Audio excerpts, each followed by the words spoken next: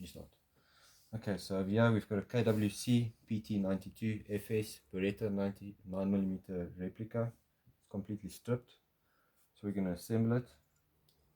First item that we're going to do is you'll take the spring into this guide shaft.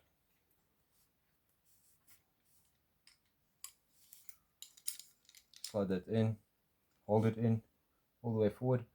Then we'll slide in the barrel. It will clip in, and that has got a little groove that stops it. Then we can pull the slide over and click that lever up to lock it in place.